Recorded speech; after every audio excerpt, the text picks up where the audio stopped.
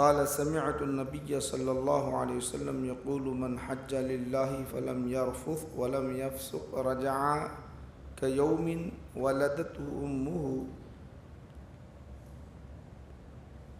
بزرگان ملت، عزیزان گرامی قدر، معزز سامعین، حاضرین و ناظرین و شاہدین و جالسین،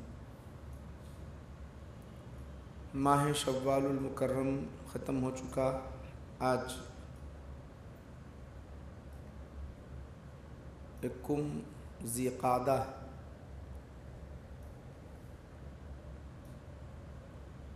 آنے والا مہینہ ذی الحجہ، آپ جانتے ہی ہیں ہمارے حیدرآباد سے بلکہ پورے ہندوستان اور آگے ہم بڑھ جائیں تو پورے عالم سے لوگ حج کے لیے جا رہے ہیں، یہ بات واضح ہے۔ اور یہ مہینے بھی حج کے ہی ہیں، 3 مہینے، 1 مہینہ نہیں ہے بلکہ 3 مہینے۔ اسی لیے رسول کریم صلی اللہ علیہ وسلم نے ارشاد فرمایا، جس نے ان 3 مہینوں میں سے شوال میں ہو یا ذی قعدہ میں ہو عمرہ اگر کر لیا تو اس پر حج لازم آ جاتا، حج لازم آ جاتا اس پر۔ مگر آج کل لوگ شوال میں جا رہے ہیں، عمرہ کر کے آ رہے ہیں۔ اب اس کے اندر بہت سارے علتیں نکالی جاتی ہیں کہ بھئی وہاں حکومت کی طرف سے رکاوٹ ہے تو اس لیے حج نہیں کر سکتے، اب ہم پر حج فرض نہیں ہے۔ بہتر یہ ہے کہ ان مہینوں میں نہ کر کے پھر رمضان المبارک ہو یا محرم ہو یا اس کے بعد کے جو مہینے ہیں ربیع الاول ہو، ان میں عمرہ کر لے تو یہ علتیں نکالنے کی ضرورت نہیں ہوتی، یاد رکھ لیں، کیونکہ حضور نے فرمایا کہ جس نے عمرہ کر لیا تو حج لازم آ جاتا اس پر۔ اب علتیں نکال کر پھر جانا، مسائل پوچھنا، یہ ساری باتیں ہوتی ہیں۔ آئیے، چونکہ استفادے کے لیے یا فائدے افادے کے لیے آپ جانتے ہی ہیں حج کیا ہے، حج فرض ہے، جانتے ہیں، جو استطاعت رکھتا ہے، جو صاحب استطاعت ہے اس پر حج فرض ہے، سب پر حج فرض نہیں ہے۔ صاحب استطاعت کے لیے زاد و راحلہ کی شرط رکھی ہے۔ زاد و راحلہ کیا مطلب ہے؟ سواری کا خرچ، کھانے کا خرچ، آنے جانے کا خرچ، اپنے گھر والوں کی ذمہ داری کا خرچ، جن جن پر اب لازم ہیں، آپ کے چھوٹے چھوٹے بچے یا جو ہے آپ کے زوجہ محترمہ جو بھی ہیں، وہ اخراجات اگر آپ کے پاس ہیں تو حج آپ پر فرض ہو جاتا ہے۔ فرض ہونے کے بعد اگر کوئی نہیں گیا تو یہ بھی آپ جانتے ہیں کہ بہت بڑا گناہگار ہو جاتا ہے۔ یوں ہی اگر مر گیا، زندگی میں 1 مرتبہ فرض ہے حیات میں، اگر وہ ترک کر کے مر گیا تو بہت بڑا گناہگار ہوتا ہے، یاد رکھیں۔ چونکہ آج ایک ساتھ 4 لاکھ، 6 لاکھ، 8 لاکھ کا خرچہ ہے تو لوگ پیچھے ہٹ جا رہے ہیں، گرچہ ان کے پاس بہت کافی مقدار میں مال، روپیہ، پیسہ رہنے کے باوجود بھی من دل نہیں چاہتا کہ میں جاؤں، اتنا بڑا خرچہ آ رہا، بلکہ ہیبت کھا کے پیچھے ہٹ جاتے ہیں۔ لیکن یاد رکھو کہ جن پر حج فرض ہے وہ تو کرنا ہی کرنا ہے، لازم ہی لازم ہے، اگر نہیں کرتے ہیں تو گناہ گار۔ حضور نبی کریم صلی اللہ علیہ وسلم نے ارشاد فرمایا کہ اب میں پرواہ نہیں کرتا کہ وہ یہودی ہو کر مرے یا نصرانی ہو کر مرے یا مجوسی ہو کر مرے، میں اس کی کوئی پرواہ نہیں کرتا ہوں۔ تو پرواہ نہیں کرنے کا مطلب ہے کہ امکان ہے کہ وہ جس راہ پر چل رہا ہے اسلام پر باقی نہ رہے، اسلام سے ہٹ جائے، امکان ہے مرنے سے پہلے ایسا ہو جائے۔ اگر وہ ہو گیا تو پھر بیکار ہو گئی زندگی، تمام پوری ختم ہو گئی، کوئی فائدہ نہیں۔ اب آئیے میں آپ کو یہ حج کا تھوڑا سا فلسفہ ذکر کروں، پھر اس کے بعد میں آپ کو مختصر نبی کریم صلی اللہ علیہ وسلم نے حج کس انداز میں کس طرح کیا، مختصر آپ حضرات کے سامنے پیش کروں گا، تاکہ ہمارے جو بھائی جانے والے ہیں ان کو فائدہ ہو اور آپ کا دل اور ہمارا دل جو ہے حج کی طرف مائل ہو۔ یہ چند باتیں پیش کروں گا۔ یاد رکھیں کہ جو حج خانہ کعبہ کو جا کے جو ادا کیا جاتا ہے، آج سے نہیں ہے بلکہ 3500 سال پہلے سے اس کا آغاز ہوا۔ حضرت ابراہیم علیہ السلام نے خانہ کعبہ کی جو تعمیر کی، جب سے حج کا جو ہے آغاز ہوا۔ اگر یہ دیکھیں اس سے پہلے اگر دیکھیں گے، اس سے پہلے اگر آپ جائیں گے تو حضرت آدم علیہ السلام کے زمانے کی باتیں آئیں گی، تو وہ تو جو ہے پھر طواف کا مسئلہ آئے گا۔ حقیقت میں اگر دیکھا جائے وَإِذْ يَرْفَعُ إِبْرَاهِيمُ الْقَوَاعِدَ مِنَ الْبَيْتِ وَإِسْمَاعِيلُ، جب آپ نے خانہ کعبہ کی تعمیر فرمائی تو اللہ تعالیٰ نے ارشاد فرمایا، حضرت ابراہیم علیہ السلام کو کہا، تعمیر میں تو دونوں والد اور صاحبزادے دونوں شریک رہے، حضرت ابراہیم اور حضرت اسماعیل، لیکن دعوت میں حضرت ابراہیم علیہ السلام کو اللہ نے حکم دیا وَأَذِّن فِي النَّاسِ، اب یہ نص ہے، دیکھیے یہ دلیل ہے، وَأَذِّن فِي النَّاسِ بِالْحَجِّ، حج کا اعلان کرو، قرآن میں آ رہا، اس سے پہلے کا تذکرہ نہیں ملتا ہم کو، قرآن نص کے ذریعے سے۔ احادیث شریفہ میں ہے کہ حضرت آدم علیہ السلام حج کے لیے جایا کرتے تھے، ہندوستان سے جاتے تھے حضرت آدم علیہ السلام خانہ کعبہ کا طواف کرنے کے لیے، خانہ کعبہ کا طواف کرنے کے لیے ہندوستان سے کئی مرتبہ حضرت آدم علیہ السلام نے حج کیا ہے، ہندوستان سے جا کر پیدل جا کے حج کیا ہے، یہ روایات میں، مگر نص قطعی کے ساتھ جو ثابت ہے وَأَذِّن فِي النَّاسِ بِالْحَجِّ يَأْتُوكَ رِجَالًا، قرآن کریم میں جو واضح ہے وہ ہے اللہ تعالیٰ نے اعلان کرنے کا، حضرت ابراہیم علیہ السلام کو حکم دیا آپ اعلان کرو، وہ ثابت ہے۔ تو وہاں سے جو چلتا رہا سلسلہ، حضرت آدم سے اگر پکڑتے ہیں تو اس کی نوعیت الگ ہے، حضرت ابراہیم علیہ السلام سے لے رہے ہیں آپ، حج شروع سے رہا تو یہاں سے لے رہے ہیں تو 3,500 سال پہلے کا مسئلہ ہے یہ، انہوں نے تو اعلان کر دیا، پھر آتے گئے لوگ حج کرتے گئے، وہ سلسلہ جو حج کا چلتا رہا، اس طرح چلتا رہا کہ اب لوگ جو مسلمان تھے وہ کافر ہو گئے، کچھ مشرک ہو گئے، کافر و مشرک ہو گئے، تو اب انہوں نے بھی حج ادا کیا مگر شرکانہ عمل کے ذریعے سے حج ادا کیا، مشرکانہ عمل کے ذریعے سے۔ وہ کیسا ان کا حج ہوا کرتا تھا، ننگے طواف کرتے تھے، ننگے برہنہ طواف کرتے تھے، سیٹیاں بجایا کرتے تھے، حج میں ننگے آیا کرتے تھے۔ تو اب یہاں اور ایک سوال یہ پیدا ہوتا ہے کہ رسول کریم صلی اللہ علیہ وسلم نے حج کتنے کیے؟ آقا نبی کریم صلی اللہ علیہ وسلم کی عمر شریف 63 برس، 63 برس میں سے 10 برس تو مدینۃ المنورہ میں گزری، 53 برس جو ہے مکۃ المکرمہ میں گزری، اور آپ نے حج کتنے ادا کیے؟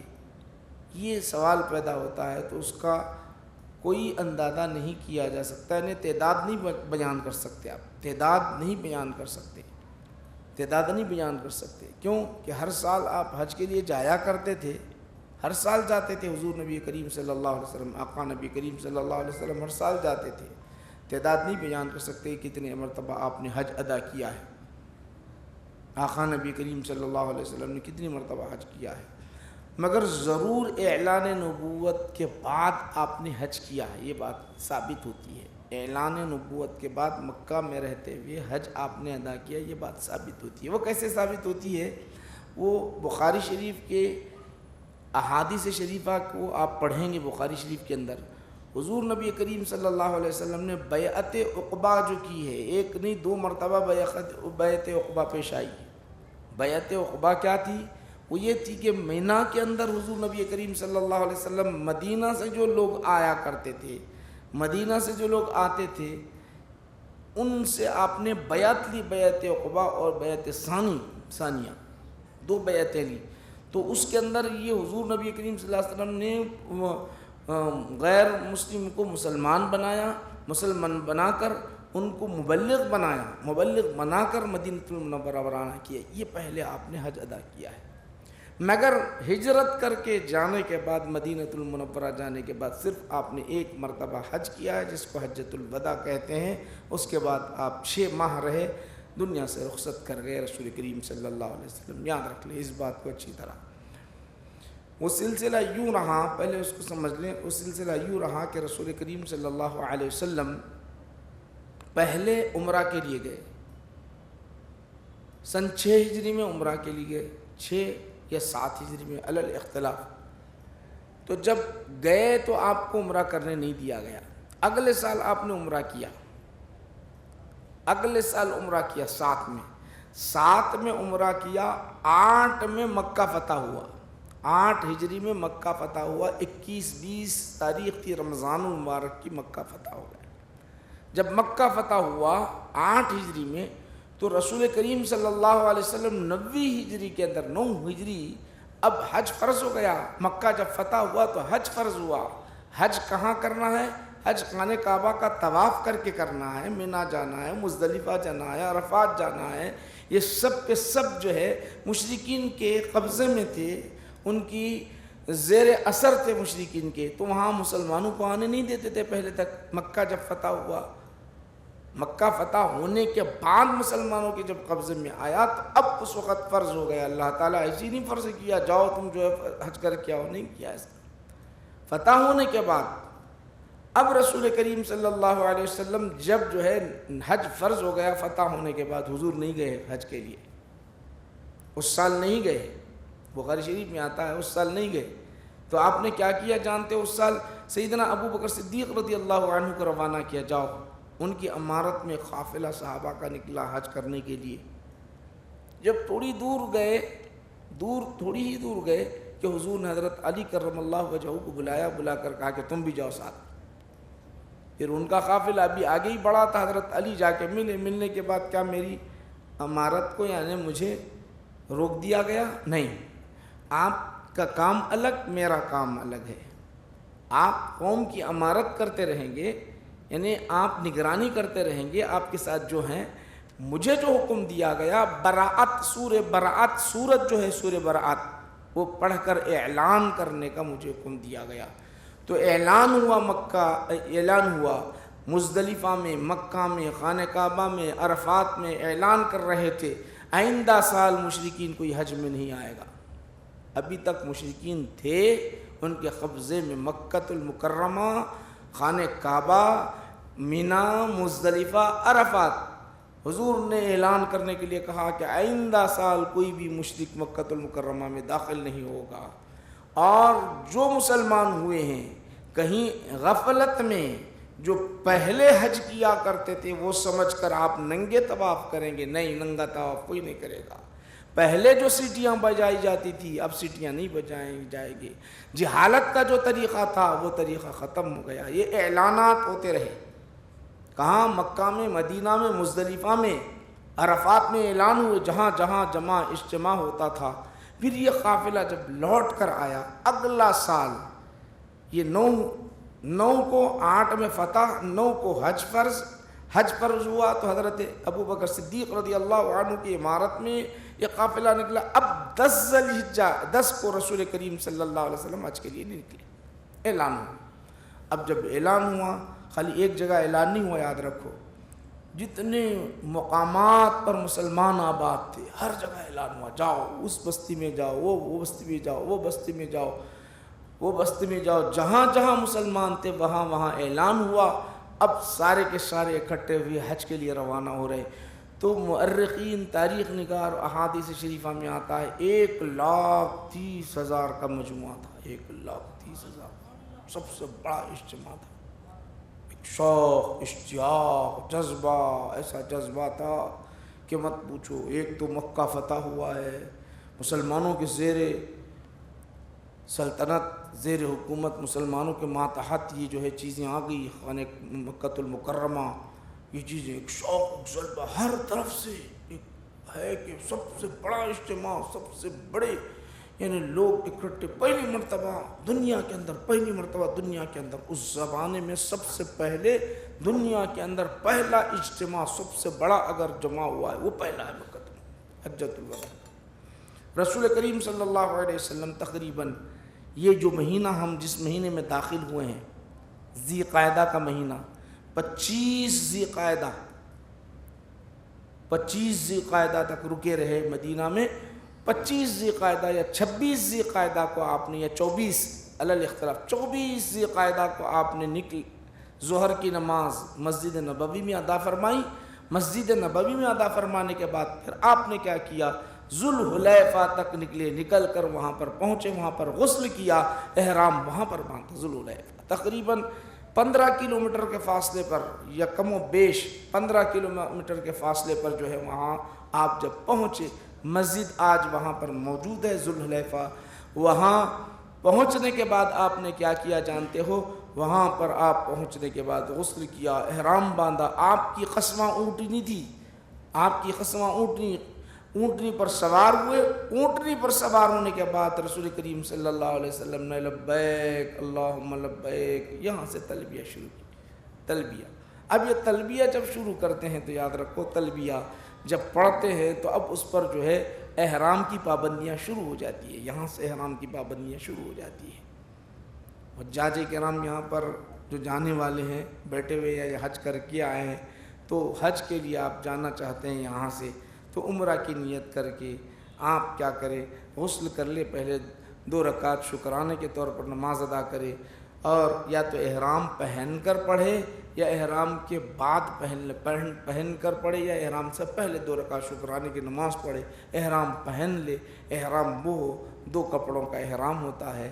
یہ فکر ہوتی ہے، یہ فکر دی جاتی ہے کہ اب تم تو اپنے ہاتھوں سے یہ پہن رہے ہو، اب ایک وقت یہ آئے گا کوئی پہنانے والا اور ہوگا، اسی لیے سفید کپڑوں کی فضیلت ہے۔ سفید کپڑے ہی احرام کے یعنی کفن کے ہوتے ہیں، کفن بھی ہوتا ہے بغیر سلا ہوا، یہاں احرام بھی ہوتا ہے بغیر سلے ہوئے۔ اب جو ہے تمہاری کیفیت یہ ہے کہ تم اپنے ہاتھوں سے غسل کر رہے ہو، نہلانے والا کوئی اور ہوگا، اپنے ہاتھوں سے اس وقت تمہارے ہاتھ کام نہیں کریں گے۔ اے بندے ذرا سوچ لے، ذرا سوچ لے، تجھے جانا اور کہیں ہے، سفر تیرا کہیں اور ہے، خدا کے دربار میں تو جا رہا ہے، اب تو جا رہا ہے، ایک دور آئے گا تو اٹھے گا اور تو اٹھ نہیں سکے گا، اس وقت تجھے لے جایا جائے گا، تجھے لے جا کر دفنا دیا جائے گا، یہ فکر دی جاتی ہے۔ تو وہاں رسول کریم صلی اللہ علیہ وسلم نے احرام باندھنے کے بعد لبیک اللہم لبیک، لبیک کے نغمے، لبیک کی تکبیرات ایسے بلند آواز سے کہ دور دور تک آواز، صحابہ بھی پڑھ رہے لبیک اللہم لبیک۔ شرعی قاعدہ یہ ہے، قانون یہ ہے کہ یہاں سے لے کر جہاں سے آپ نے احرام باندھا ہے، آپ یا تو مدینہ شریف جا رہے ہیں یا تو مکہ شریف جا رہے ہیں۔ مکہ شریف جانے سے پہلے اپنی میقات سے پہلے، میقات پلین میں بیٹھنے کے بعد آپ لبیک شروع کریں تو خانہ کعبہ کو دیکھنے تک آپ کو لبیک پڑھنا ہے۔ جب تک آپ دیکھیں گے تب تک آپ کا لبیک لا شریک لک لبیک، اس طرح یہ تلبیہ چلتا رہے گا۔ دیکھ لیے، اب اس کے بعد وہ پڑھنا نہیں ہے لبیک اللہم لبیک، یہ تلبیہ پڑھنے کی آپ کو ضرورت نہیں ہے۔ کیوں کہ ابھی تک سنو، ابھی تک یہ بولتے رہے میں حاضر ہو رہا ہوں اے پروردگار عالم، میں حاضر ہو رہا ہوں، میں حاضر ہو رہا ہوں، میں حاضر ہو رہا ہوں۔ اب جیسے خانہ کعبہ کو دیکھ لیے تو اللہ تعالیٰ کے پاس رجسٹر میں درج ہو جاتا ہے۔ رجسٹر میں درج ہونے کے بعد اب حاضر ہونے کی، بولنے کی ضرورت نہیں، ضیافت ہماری ہوگی، ضیافت ہماری ہوگی، مہمان تم ہو، رحمان کے مہمان تم ہو، اب ہم وہ ضیافت تمہاری ایسے کریں گے۔ دنیا میں تو کھانے کی ضیافت، پیٹ بھرنا ہے تو کھانا کھانا ہے، پیاس لگی ہے تو پانی پینا ہے۔ اے بندے تو ایک ایک قدم اٹھاتا چلا جا، اب دیکھ تیرے گناہوں کو کس طرح میں معاف کرتا ہوں، دیکھتا چلا جا۔ ادھر ادھر قدم اٹھتے رہتے ہیں خانہ کعبہ کے طواف کے لیے، اس کے گناہ مٹتے رہتے ہیں اور اس کے نیکیوں میں اضافہ ہوتا جاتا ہے، فرشتے اس کے لیے دعائیں مانگتے رہتے ہیں۔ اب ادھر وہ دعائیں مانگتا ہے تو دعائیں مقبول ہوتی ہیں۔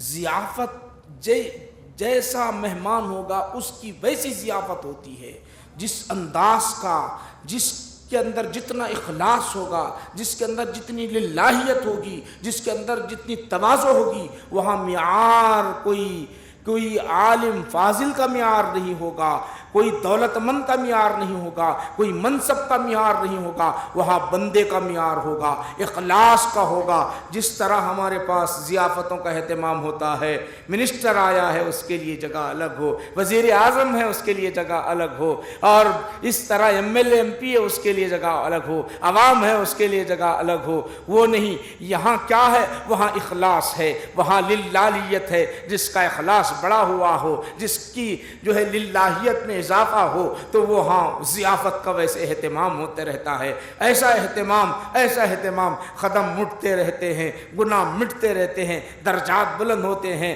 رب کی قربت نصیب ہوتی ہے، ادھر بندہ دعا کرتا ہے ادھر دعائیں مقبول ہوتے رہتی ہے۔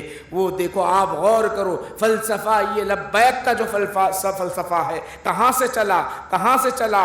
جہاں آپ نے میقات سے شروع کیا، لبیک اللہم لبیک لبیک کہتے رہے۔ ابھی حاضری میں نہیں لکھا گیا، جیسے ہی خانہ کعبہ کو دیکھے میرے گھر میں داخل ہو گئے تو گویا کہتے ہیں رجسٹر میں حاضری لکھ دی جاتی ہے، اس کے بعد ثواب ہی ثواب ملنے لگتا ہے۔ تو رسول کریم صلی اللہ علیہ وسلم جب اپنے اونٹنی پر خصوہ اونٹنی پر سوار ہونے کے بعد مکۃ المکرمہ کتنے دن کا سفر طے کیا جانتے ہو آپ؟ کتنے دن؟ یعنی تقریباً آپ 4-5 دن ادھر بیت گئے تھے، ذی قعدہ کے 4-5 دن ادھر اور ذی الحجہ کے 4-5 دن شروع ہو گئے، تقریباً 8 دن کا سفر تھا اس زمانے میں۔ سفاری پہ 8 دن کا سفر رہا، 8 دن کا۔ مکہ سے شروع آپ نے کیا، مدینہ سے شروع کیا، مکہ جو پہنچے 8 دن ہوا مکۃ المکرمہ میں آپ داخل ہوئے۔ جب داخل ہوئے تو آقا نبی کریم صلی اللہ علیہ وسلم داخل ہو رہے ہیں۔ یہاں ایک بات آپ کو بتاؤں، ذرا میں آپ کو بتاؤں تو کیا ہمارے نبی کی شان، کیا عظمت، کیا مقام، کیا مرتبہ، کیسا مقام و کیا مرتبہ ہے، ذرا غور کرو۔ آقا جب داخل ہوئے تو خانہ کعبہ کا جو طواف کرنا ہے نا، خانہ کعبہ کا طواف کرنا ہے، اللہ کا گھر ہے، اللہ کے گھر میں ادب سے جانا ہے۔ میرے نبی ادب سکھانے والے ادب سے مسجد میں داخل ہو رہے ہیں تو آقا ارشاد فرماتے ہیں سیدھا قدم اندر داخل کرنا اور اس سے پہلے دعا پڑھنا، اللہم انی اسألک، یا جو آپ اللہم افتح لی ابواب رحمتک، باہر نکل رہے ہیں اللہم انی اسألک من فضلک و رحمتک، یہ آداب سکھائے میرے آقا نے۔ اب آقا نبی کریم صلی اللہ علیہ وسلم داخل ہو رہے ہیں تو اونٹنی پر داخل ہو رہے ہیں۔ شان میرے نبی کی شان، کیا وجہ تھی؟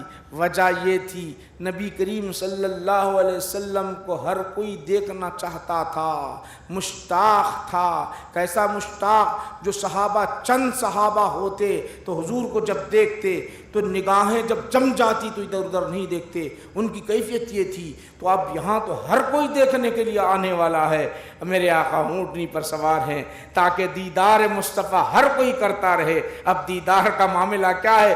خانہ کعبہ ہے، خانہ کعبہ کا طواف حضور کر رہے ہیں، کوئی تو دیدار مصطفیٰ میں مگن ہے، حضور کے چہرے کو دیکھ رہے، کوئی خانہ کعبہ کو دیکھ رہا ہے۔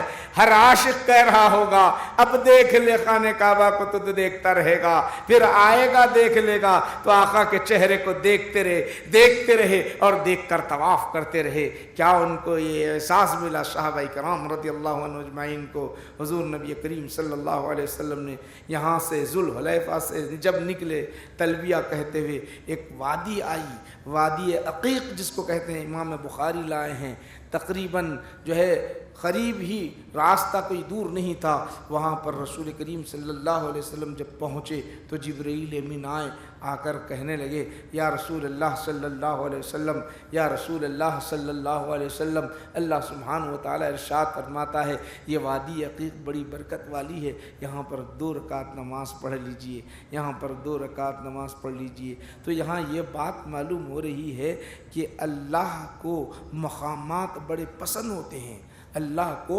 مقامات بڑے پسند ہوتے ہیں۔ وہاں حکم دیا جا رہا ہے، کیا حکم دیا جا رہا؟ 2 رکعت آپ نماز ادا کریں۔ پہلے برکت والی وادی ہے اور برکت والی آپ کے قدم لگیں گے، امت کے لیے برکت ہوگی، اور جگہ کے لیے برکت ہوگی، سب کے لیے برکت ہوگی۔ حضور نے 2 رکعت وادی عقیق میں نماز پڑھی۔ اب نماز پڑھنے کے بعد آگے جا رہے، تلبیہ پڑھتے جا رہے، اچانک آپ نے فرمایا، صحابہ کے درمیان ارشاد فرمایا، لوگوں دیکھو صحیح، بخاری کہہ رہی ہے لوگوں دیکھو تو صحیح میں موسیٰ کو دیکھ رہا ہوں۔ حضور ارشاد فرماتے ہیں موسیٰ کون؟ موسیٰ علیہ السلام 1000 سال پہلے جو دنیا سے رخصت کر گئے، حضرت موسیٰ علیہ السلام تقریباً 1000 سال پہلے موسیٰ علیہ السلام انتقال کر گئے، میں ان کو دیکھ رہا ہوں، وہ بھی تلبیہ پڑھ رہے ہیں، وہ بھی احرام باندھے ہوئے آ رہے ہیں۔ سوال یہ پیدا ہوتا ہے موسیٰ علیہ السلام مر گئے، اب ہڈیاں، بعض کا جو عقیدہ ہے ہڈیاں گل گئی، اب وہ قبر میں زندہ نہیں ہیں، تو پھر آئے کیسے؟ حج کو آئے کیسے؟ یا تو بتاؤ بخاری غلط ہے یا تم صحیح ہو، یا تم غلط ہو یا بخاری صحیح ہے۔ بخاری کہنے والوں ذرا بتاؤ تو صحیح، موسیٰ علیہ السلام اپنی قبر میں زندہ نہیں ہیں، بلکہ وہ آئے حج کے لیے آئے ہیں۔ اسی طرح مسلم شریف میں آتا ہے کہ میں حضور ارشاد فرماتے ہیں میں جب معراج میں جا رہا تھا، میں نے موسیٰ کو اپنے قبر میں، موسیٰ علیہ السلام کو قبر میں نماز پڑھتا ہوا دیکھا، تو معلوم یہ ہوا کہ اللہ کے جو بندے، نیک بندے، رسول اور نبی ہوتے ہیں وہ عبادتیں بھی کرتے ہیں، اللہ انہیں اجازت دیتا ہے زندہ رہتے ہوئے عبادت بھی کرتے ہیں۔ اب میں یہاں اور کہہ دوں کتنے انبیاء آئے ہوں گے، کتنے رسول آئے ہوں گے، اس کا اندازہ نہیں کر سکتے، وہ بیان نہیں کر سکتے، کیونکہ بہت بڑا یہ اجتماع ہے، بہت بڑا اجتماع، ایسا اجتماع جہاں عرفات کے میدان میں، جہاں مزدلفہ کے میدان میں، جہاں مینا کے میدان میں سب اکٹھے ہونے والے ہیں۔ تو اللہ تعالیٰ جب آپ کو معراج میں بلایا تو سب نبیوں کو اکٹھا کیا، سب رسولوں کو اکٹھا کیا۔ اب یہاں عبادت کی باری آئی تو نہیں معلوم کتنے انبیاء آئے ہوں گے، کتنے رسولانہ نظام آئے ہوں گے، اس کا ہم اندازہ نہیں کر سکتے میرے بھائیوں۔ حضور نبی کریم صلی اللہ علیہ وسلم پھر آگے بڑھتے ہیں، کہاں؟ خانہ کعبہ کے درمیان، خانہ کعبہ کے پاس جب پہنچتے ہیں، بیت اللہ کو آپ نے دیکھا، بیت اللہ کو دیکھنا تھا، ایک تو خوشی کے آنسو ہیں، ایک جو ہے خوشی کے آنسو ہے، اور ایک تعلیم دینا ہے امت کو۔ دیکھو تعلیم کیا دینا ہے، دیکھو اے امتیوں میں جو عمل کر رہا ہوں تم بھی عمل کرنا۔ آقا کے ہاتھ اٹھتے ہیں، نگاہ پڑتی ہے خانہ کعبہ پر، آنکھوں سے آنسو بہنے لگتے ہیں، صحابہ یہ منظر دیکھتے ہیں، رسول کریم صلی اللہ علیہ وسلم دعائیں مانگتے ہیں۔ آقا نے ارشاد فرمایا جب تم خانہ کعبہ کو پہلی نگاہ میں دیکھو تو اس وقت دعا مانگو تو اللہ تعالیٰ تمہاری دعاؤں کو قبول فرماتا ہے۔ یہ وہ خانہ کعبہ ہے، یہ وہ مقام مرتبہ ہے۔ تو معلوم یہ ہوا کہ برکت والے مقاموں کو دیکھ کر دعا مانگنا، دعا قبول ہو جاتی ہے۔ عظمت والے مقامات کو دیکھ کر دعا مانگنا، دعا قبول ہو جاتی ہے۔ اس کے بعد رسول کریم صلی اللہ علیہ وسلم نے یہاں ذہن میں رکھ لے کہ حضور اپنی زندگی، اپنی حیات میں 4 عمرے کیے ہیں، 4 عمرے، اور ہجرت کرنے کے بعد ایک آپ نے حج ادا کیا جسے حجۃ الوداع کہتے ہیں، ایک حج ادا کیا۔ ہجرت سے پہلے کئی حج کیے ہجرت سے پہلے، اعلان نبوت سے پہلے بھی آپ نے حج ادا کیا ہے، وہ کئی حج آپ نے ادا کیے، مگر ہجرت کے بعد صرف آپ نے ایک حج کیا اور 4 عمرے آپ نے ادا کیے ہیں۔ 4 عمرے، ایک حج۔ رسول کریم صلی اللہ علیہ وسلم وہ الگ الگ واقعات کے ساتھ میں آپ کو بتا رہا ہوں۔ جب آپ خانہ کعبہ کا طواف کیے، حج، کبھی آپ نے استلام کہتے ہیں، حجر اسود کو دیکھ کر اس طرح ہاتھ اٹھا کر بسم اللہ یا اللہ اکبر کہتے ہوئے چوم لینا، اس کو استلام کہتے ہیں۔ استلام اب یہاں پر حضور کی 3 مرویات ہیں۔ ایک استلام کا طریقہ آپ نے کیا کیا؟ چھڑی سے اشارہ، آپ کے ہاتھ میں چھڑی مبارک تھی، آپ کے ہاتھ میں جو چھڑی تھی اس طرح اشارہ کرتے ہوئے آپ نے استلام یہ کیا۔ دوسرا آپ نے دونوں ہاتھوں کو اس طرح ادھر رخ کر کے استلام کیا۔ تیسرا راست حجر اسود کے پاس گئے، حجر اسود کے پاس جا کر آپ نے بوسہ دیا، یہ بھی استلام ہے۔ یہ 3 طریقے سے روایات میں آتا ہے آپ نے استلام۔ ممکن ہو کہ عمرہ کے وقت کیے ہو، ممکن ہو کہ فتح مکہ کے وقت کیے ہو، ممکن ہو کہ حج میں کیے ہوں، بہرحال آپ نے چوما۔ اب اس وقت تو یہ حج کا جو سیزن تھا وہاں تو بہت بھیڑ تھی، اتنی بھیڑ تھی کہ اب اترنا محال تھا، اسی لیے آپ نے استلام کیا، دور سے چھڑی بتاتے ہوئے آپ استلام کیا، یا جو ہے آپ نے ہاتھ سے اشارہ کرتے ہوئے آپ نے استلام کیا۔ استلام کرنے کے بعد اب جو ہے سامعین کرام 7 چکر آپ نے خانہ کعبہ کے کاٹنے کے بعد، 7 چکر مکمل کرنے کے بعد آپ مقام ابراہیم کے پاس آئے۔ مقام ابراہیم کے پاس اب چل رہی ہے گفتگو، حضرت عمر بھی ساتھ ہیں۔ حضرت عمر نے کہا یا رسول اللہ یہ مقام ابراہیم ہے، مقام ابراہیم کی جگہ کو ہم نماز پڑھنے کی جگہ نہ بنا لیں؟ یہ بات چل ہی رہی تھی، اللہ سبحانہ و تعالیٰ نے فوراً آیت کریمہ حضرت جبرائیل کو بھیج کر اتاری۔ کیا اتاری؟ وَاتَّخِذُوا مِن مَّقَامِ إِبْرَاهِيمَ مُصَلَّىٰ، تم جو ہے مقام ابراہیم کو مصلی بنا لو۔ ذرا غور کرو، مقام ابراہیم ہے کیا؟ خانہ کعبہ کی تعمیر، وہاں کھڑے ہو کر حضرت ابراہیم علیہ السلام نے جس پتھر پر آپ نے کھڑے ہو کر آپ نے تعمیر فرمائی خانے کا، وہ مقام ابراہیم، وہاں اللہ سبحانہ و تعالیٰ نے نماز پڑھنے کا حکم دیا۔ اب یہ غور کرو، اس کے بعد حضور نبی کریم صلی اللہ علیہ وسلم کہاں جاتے ہیں؟ وہاں بالکل متصل میں قریب ہی میں ایک کنواں تھا، اس کو زمزم کا کنواں کہتے ہیں۔ اب جو ہے کنواں اندر کے حصے میں ہو گیا، اب باہر وہ کنواں باقی نظر نہیں آتا، اب وہ اندر کر دیا گیا۔ اس زمانے میں رسول کریم صلی اللہ علیہ وسلم جب تشریف لے گئے، اس کنویں کے پاس جب آپ گئے تو آپ نے کیا کیا معلوم ہے؟ ڈول کے قریب گئے۔ ڈول کس کو کہتے ہیں؟ اس بکیٹ یا اس پیمانے کو یا اس برتن کو کہتے ہیں جس سے پانی نکالا جاتا ہے رسی کو پکڑ کے، اس کو آپ نے کیا کیا؟ پانی سیننا چاہا تو آپ نے ارشاد فرمایا میں چھوڑ دیتا ہوں، سیننا چھوڑ دیتا ہوں۔ صحابہ سے فرمایا تم نکالو پانی، اگر میں نکالوں تو ہوگا کیا؟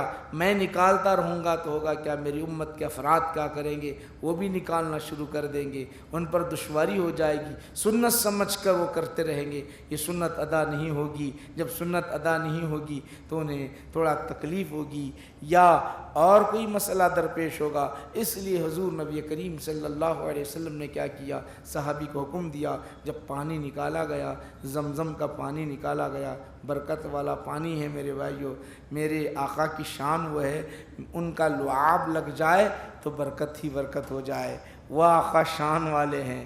زمزم برکت والا اپنی جگہ ہے، میرے آقا کا لعاب لگ جائے، چشمے بہنے لگ جائے، چشمے بہنے لگ جائیں۔ حضور نبی کریم صلی اللہ علیہ وسلم کے لعاب کی وہ شان ہے، مگر حضور نے کیا کیا جانتے ہو؟ پانی زمزم کا کھڑے ہو کر پی رہے ہیں، پانی پی لیا برکت والا۔ کیوں؟ اے امت محمدیہ تم پیتے رہنا، اس کے اندر برکت ہے۔ میرے دادا محترم حضرت اسماعیل علیہ السلام کے سبب سے ان کے قدموں سے نکلا ہوا وہ حضرت جبرائیل نے جو اپنا پنکھ مارا تھا، یہاں سے جو ہے پانی نکلا ہے، وہ برکت والا اللہ تعالیٰ نے بنا دیا ہے۔ تم پیتے رہنا، تمہیں بھی برکت مل جائے گی۔ سنو اب اس کے بعد کیا ہوا؟ حضور نے پینے کے بعد اب یہاں ایک بات محبت کی آپ کو بتاتا چلوں۔ اس وقت جو ہے ہر کوئی تو مشتاق ہوگا نا بھئی، حضور کے پانی کو زمین پر گرنے صحابہ نہیں دیتے تھے۔ یہ صلح حدیبیہ کے موقع پر جو روایت بیان کی گئی، زمین پر آپ کے وضو کے پانی کو نہیں گرنے دیتے تھے، ایک قطرے کو بھی نہیں گرنے دیتے تھے، آپ کے ریٹ کو نہیں گرنے دیتے تھے، آپ کے تھوک کو گرنے نہیں دیتے تھے۔ جو پانی آپ کو نہیں ملتا تو ایک دوسرے کے ہاتھوں کو مس کر لیا کرتے تھے، کیوں؟ پانی لینے کے لیے۔ اب تو کتنے مشتاق ہوں گے۔ اب حضور یہ برتن سے پیے ہیں، ضرور بچا ہوا مجھے کو دیں گے، یہ جتنے اطراف وہ کھڑے ہوئے ہوں گے ہر کوئی مشتاق ہوگا مجھے دیں گے، یہ سامنے والا کہہ رہے ہیں مجھے دیں گے، سیدھے طرف ہر کوئی آیا ہوگا مجھے پانی مل جائے تو بہتر ہے، حضور کا بچا ہوا، مشتاق ہوں گے، بے چین ہوں گے، مجھے دے دیا جائے اس طرح۔ مگر حضور نے کسی کو نہیں دیا، نہ سامنے والے کو دیا، نہ ابو بکر کو دیا، نہ عمر کو دیا، نہ اور کسی صحابی کو دیا، کسی کو نہیں دیا۔ کیا کیا؟ پینے کے بعد بچا ہوا پانی اس زمزم کے کنویں میں ڈال دیے۔ کیوں ڈال دیے؟ کیا وجہ؟ ذرا غور کرو، کیوں ڈال دیے؟ کیا وجہ ہے؟ سبب یہ ہے کہ یہ تو صحابہ میرے تھوک کو گرنے نہیں دیتے، یہ وضو کے پانی کو گر نہیں دیتے، انہوں نے پی لیا ہے، انہوں نے میرے پانی سے برکت حاصل کیا ہے، انہوں نے میرے چہرے کو دیکھ کر برکت حاصل کیا ہے، انہوں نے ہر چیز سے میری برکت حاصل کیا ہے، مگر یہاں تک محدود میری امت نہیں ہے، میرے زمانے تک محدود میری امت نہیں ہے، میری امت تو قیامت تک آنے والی ہے، وہ محروم نہ ہو جائے۔ تو حضور نے کیا کیا جانتے ہو؟ کسی امتی کو محروم نہیں کیا میرے آقا نے، کوئی نبی ایسا نہیں گزرا مگر اللہ کے رسول محمد عربی وہ ہیں، ہر امت کو اپنا تبرک پہنچایا ہے۔ زمزم میں وہ پانی ڈال دیا، کیوں ڈالا؟ جانتے ہیں اللہ کے رسول یہ زمزم کا کنواں ختم ہونے والا نہیں ہے اور میرا تبرک بھی ختم ہونے والا نہیں ہے، میرا تبرک جو کوئی زمزم پیتا رہے گا وہ میرا تبرک حاصل کرتا رہے گا۔ جو میرے نبی کی شان ہے، دیکھو کوئی نبی ایسا نہیں کہ کسی نبی کا آپ کو پسخوردہ نہیں ملے گا، میرے نبی کا پسخوردہ ملتا ہے، وہ ختم ہونے والا ہی نہیں ہے، پانی زمزم کا پانی ختم ہونے والا ہی نہیں ہے قیامت تک۔ پھر حضور کا جو پسخوردہ اندر داخل کیا گیا، میں یقین کے ساتھ کہتا ہوں، یقین کے ساتھ کہتا ہوں، ہر زمزم کے ایک قطرے کے اندر، ایک قطرے کے اندر نبی کا جھوٹا اس کے اندر ہے، اور جو پیے گا اس نیت سے پیے گا کہ میرے نبی کا جھوٹا مجھے مل رہا ہے، تو اس کے پیٹ میں وہ جھوٹا جائے گا، اس کے پیٹ میں یہ یاد رکھو، یہ ختم ہونے والا نہیں۔ تم کتنی ہی لاجک لے آؤ یہاں پر، کیا بھی قاعدہ لا لو، وہ ختم ہونے والا، جیسے زمزم کا کنواں ختم ہوتا نہیں، اس کا پانی چل رہا ہے، وہ ختم نہیں ہو رہا ہے، اس طرح میرے نبی کا پسخوردہ ختم ہونے والا ہے ہی نہیں، یاد رکھو، وہ برکت ہے۔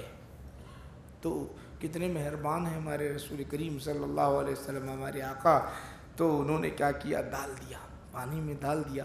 اب اندازہ کر لو، یاد رکھو کہ میں ہمیشہ بولا کرتا ہوں جب بھی زمزم آ جائے آپ کے پاس پیتے وقت، یہ نیت کر کر پی لینا، یہ تو حضرت اسماعیل کے قدموں کی برکت سے ملا ہوا ہے، ساتھ ساتھ میرے نبی کا جھوٹا بھی ہے، پی رہا ہوں، بلکہ یہ نیت کر کے پی لینا، اندر سب بیماری چلی جاتی، سب پریشانی چلی جاتی، ساری بیماریاں اور ساری پریشانی۔ اسی لیے زمزم پیتے وقت دعا کرنا ہے، اللہم انا نسألک شفاء، اے اللہ میں تجھ سے جو ہے شفا، اللہم انا نسألک علما نافعا، اسی لیے علم نافع۔ تو آپ ہمیشہ یاد رکھو، دعا کے لیے اہتمام کر کے پینا، بھی اندر اترنے سے پہلے، دماغ کو پہنچنے سے پہلے اس کا اثر شروع ہو جاتا، اس کا اثر شروع ہوتا۔ ہم وہ اثر کو لیتے نہیں، اثر جو ہے بسر گئے، اثر کو ہم بنیادی بات کیا ہے، بھول گئے، ہم نے بھول گیا ہے وہ اثر کو۔ یاد رکھو، عقیدت جتنی آپ کی گہری ہوگی، جتنی پختہ ہوگی، جتنی یقین کے ساتھ ہوگی، اتنا آپ کو فائدہ ہوگا۔ اگر اس میں کچھ کمی ہوگی تو پھر آپ کو کوئی زیادہ فائدہ نہیں ہوگا۔ بہرحال اجر ثواب تو ملنے والا ہے، یہ نعمت تو ملنے والی ہے۔ چند باتیں آپ حضرات کے سامنے اس لیے پیش کیا ہوں کہ ہماری شریعت سے وقفیت ضروری ہے ہمارے لیے۔ بہت سارے میرے بھائی ایسے ہیں، آج کل پروگرامز ہو رہے ہیں، بڑے بڑے پروگرامز ہو رہے ہیں حج کے، کیمپ کے، باتیں ایک ہیں، عجیب عجیب باتیں، اور ہمارے بعض ایسے بھی ہیں جو مدینۃ المنورہ جانے کی کیا ضرورت، ایک فکر ہوتی ہے، انشاءاللہ میں وہ اس کو بتاؤں گا۔ فرض نہیں ہے، فرض سے بڑھ کے ہے مدینۃ المنورہ،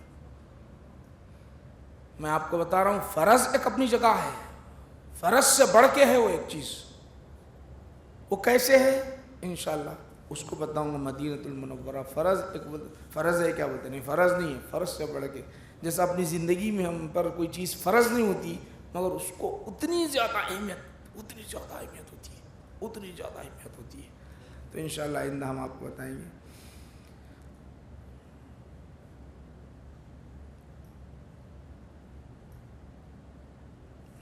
یہاں ایک سوال ہے کہ اپنے کپڑے، پہنے ہوئے کپڑے کسی رشتہ دار کو دے سکتے ہیں یا غریب کو دے سکتے ہیں، کہ سوال ہے،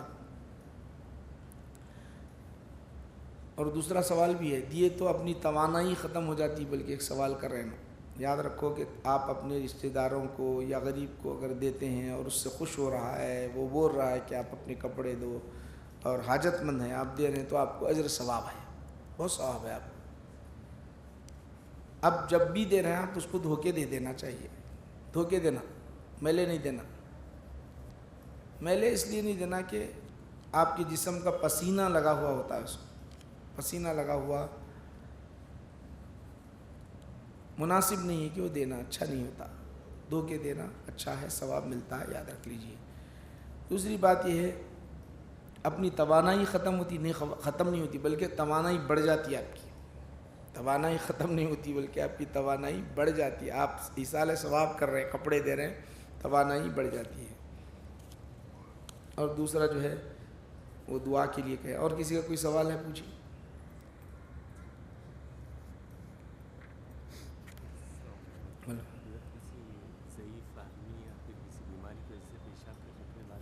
محسوس ہوتا ان کے لیے کیا؟ جو عمرے کو جو جاتے ہیں، جیسا نماز کے بعد میں جنازے کی نماز ہوتی ہے، اپن یہاں پہ دو سلام کرتے، وہاں پہ ایک سلام کرتے، اور عید کی نماز میں تکبیر زیادہ رہتی ہے، تو ویسے اس میں کیا کریں؟ ابھی بتا دوں۔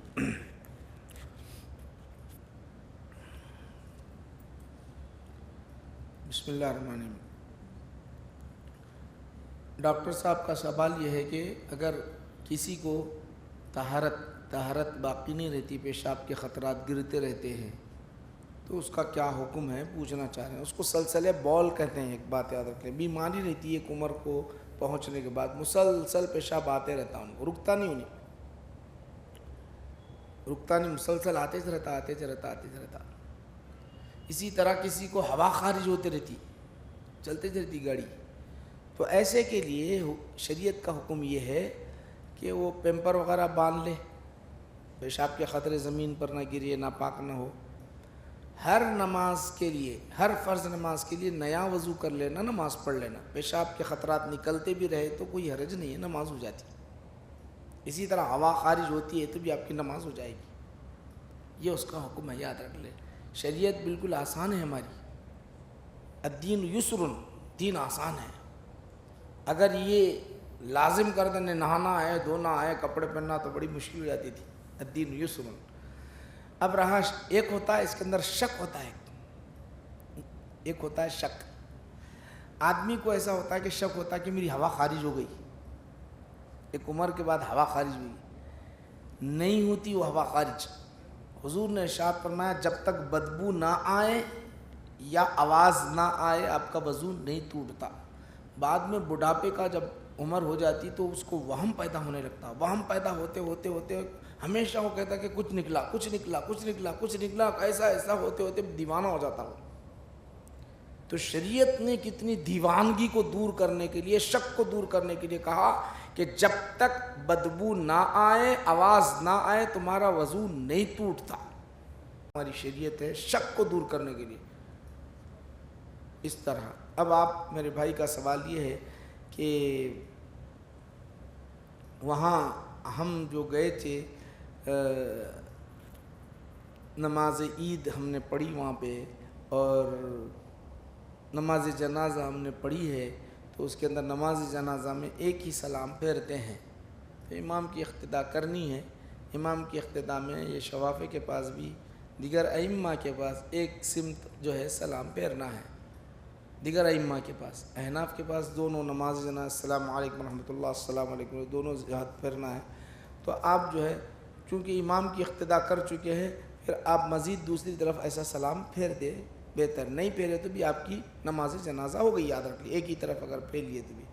اب رہا جو ہے تکبیرات عیدین کا مسئلہ بتا رہے ہیں۔ تکبیرات عیدین ہمارے پاس 6 زائد تکبیرات ہیں، 6 زائد تکبیرات ہیں، اور مزید جو ہے آپ جس امام کی اقتداء کر رہے ہیں ان کی اتباع کرنا چاہیے، بس یاد رکھ لیجیے۔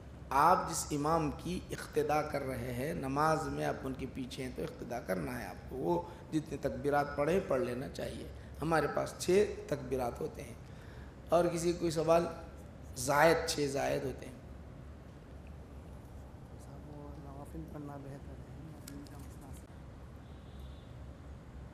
آپ کا سوال یہ ہے کہ دینی تعلیم حاصل کرنا افضل ہے یا جو ہے نفل نماز پڑھنا افضل ہے؟ آپ کا سوال ہے۔ تو نفل نماز پڑھنے سے افضل آپ کو دینی تعلیم سے واقفیت نہیں ہے۔ یہ بھی نفل نماز کا ثواب بھی ہے، دینی تعلیم کا ثواب بھی ہے۔ تو افضلیت جب آپ کو ضروری چیزیں نماز پڑھنا نہیں آتا، شریعت کے قانون نہیں معلوم ہے، تو نفل نماز سے افضل جو ہے دینی تعلیم حاصل کرنا ہے۔ دونوں بھی افضل ہے، مگر اس سے افضلیت کیا ہے؟ دینی تعلیم حاصل کرنا ہے، یاد رکھ لیں، بہت اہم ہے۔ یہ دینی تعلیم کا جو مرکز ہے ہمارا، یہ جو چل رہا ہے سلسلہ، آپ جو پڑھ رہے ہیں، یہ سن رہے ہیں، یہ حجر اسود کو بوسہ لینا ہے تو اسی طرح کسی چیز کا اور بوسہ لے سکتے ہیں کیا؟ یہ سوال ہے۔ حجر اسود کو جو بوسہ لیتے ہیں تو کسی چیز کا بوسہ لینے کا کیا؟ رسول کریم صلی اللہ علیہ وسلم کے قدم مبارک کو فرشتوں نے بوسہ لیا، صحابہ نے بوسہ لیا، حضور نبی کریم صلی اللہ علیہ وسلم کے قدم مبارک کو لیا۔ تو اسی طرح ماں باپ کے قدم کو چومنا، اسی طرح جو ہے اپنے پیر و مرشد کے ہاتھ کو چومنا، اسی طرح اپنے علماء کے ہاتھ کو چومنا جائز ہے بالکل، یہ جس طرح وہاں بوسہ لینا، بلکہ احادیث شریفہ سے ثابت ہے۔ اب رہا مزار کو چومنا، یہ ایک مسئلہ ہے۔ حجر اسود کو چوم رہے تو مزار کو چومنا، وہاں سجدہ نہیں کرنا، سجدہ نہیں کرتے ہوئے اگر کوئی ہاتھ لگا کے چومتا ہے تو بہتر ہے، ہاتھ لگا کے چوم لے تو بہتر ہے۔ آپ ایسا جائیں گے، جا کر چومیں گے تو سجدے کے مانند ہو جائے گا، لوگ کہیں گے کہ سجدہ کر رہا ہے۔ ہاتھ لگاؤ، اس طرح چوم لو، بہتر ہے، یہ بہتر ہے۔ ہاتھ سے چومو، آپ کو منع نہیں ہے، ایسا جا کے چومتے ہیں تو اب جو ہے بعضوں نے کہا چومنا جائز ہے، بعضوں نے کہا کہ سجدہ ہو رہا ہے، تو احتیاطی چیزیں ہمیں تدبیر اختیار کرنا بہتر ہے، یاد رکھ لیجئے۔ اور کسی کوئی سوال؟ اللہ وظیفوں کا الٹا اثر کب اور کیوں ہوتا ہے، اور گندے سپنے، گندے خیالات، گندے وسوسوں سے کیسے بچیں؟ یہ بہت بڑا سوال ہے ان کا ایک۔ آج کل پوری جو ہے دنیا، حیدرآباد اسی میں مبتلا ہے۔ آئندہ پوچھے تو پورا تفصیل سے جواب دوں گا میں اس کا۔ وظیفوں کا اثر، جو وظیفے پڑھنے دیتے نہیں، یہ تو لاحول پڑھو یا یہ فلاں پڑھو، اس کا اثر کب شروع ہوتا اور اس کا اثر کب ختم ہوتا، پھر یہ خواباں پڑھ رہے ہیں تو کیا کیسا کرنا چاہیے، گندے خیالات آ رہے ہیں، گندے خواباں پڑھیں، اس کو تفصیل سے میں آئندہ پہلا سوال کرو اسی پر ختم کر دیتا ہوں، کیونکہ اب ٹائم زیادہ ہو گیا۔ تو یاد رکھ لو، مختصر اس کا یہ ہے کہ ایک دن میں اثر نہیں شروع ہوتا اس کا، وظیفوں کا، جو بھی آپ کو وظیفہ دے رہے ہیں اس کے بہت سارے قوانین ہیں، انشاءاللہ میں آپ کو بتاؤں گا، تو اس کو مسلسل پڑھنا پڑتا ہے۔ بعض وقت کیا ہوتا معلوم، ایک دن میں ہوتا، بعض وقت 7 دن میں ہوتا، بعض کا 21 دن میں ہوتا، بعض 40 دن میں تو مکمل ہونا ہی ہونا ہے وہ وظیفوں کا اثر، یاد رکھ لیجیے 40 دن میں تو ہونا ہی ہونا ہے اس کا، مگر وہ پابندی سے اس کی شرائط کے ساتھ پڑھنا ہے۔ دوسری بات، یہ گندے خیالات آج نوجوان ہمارا اس کے اندر مبتلا ہے، اس کی وجہ یہ ہے کہ ہمارے جو ہے دنیا میں ہم جو مبتلا ہیں اس کی وجہ سے، موبائل آپ دیکھتے رہیں گے، اس کی وہ خیالات آتے ہیں موبائل کے اندر لگے ہوئے، اسی کی وجہ سے، یا جگہ خراب ہونے کی وجہ سے ہوتا ہے، یا شیطان کے شر کی وجہ سے وہ خیالات آتے ہیں، یا کوئی جادو کرنے کی وجہ سے ہوتا ہے، یا پیٹ کی خرابی کی وجہ سے ہوتا ہے، پیٹ خراب ہو گیا تو خیالات بھی بگڑ جاتے ہیں، غلط خواباں آتے، تو یہ تمام چیزیں ہیں، انشاءاللہ آئندہ بتاؤں گا۔ بہرحال وظائف کا ہوتا ہی ہے، پہلا سوال کے اندر ہی میں پورے جوابات دے دوں گا۔ اب اللہ کے دربار میں ہم دعا کرتے ہیں کہ پروردگار عالم ہماری اس مجلس و محفل کو قبول فرما، ہمارے مقصد میں ہمیں کامیابی عطا فرما، سکون عطا فرما، ساری پریشانیوں کو دور فرما دے۔ یہاں جتنے حاضر ہیں پروردگار عالم سب کی پریشانیوں کو دور کر دے مولا، سب کے گھروں میں خوشیاں عطا فرما، سب کے گھروں میں خوشیاں عطا فرما۔ جو انتقال کر گئے مولا کریم ان کی مغفرت فرما۔ معراج النساء اختر سلطانہ، ان کو صحت عطا فرما۔ جتنے لوگ ہم سے کہتے ہیں اے اللہ ان کے مقصد میں کامیابی عطا فرما۔ صلی اللہ تعالیٰ علی خیر خلق سیدنا محمد و آلہ و اصحابہ اجمعین، والحمد للہ رب العالمین، ما علینا الا البلاغ۔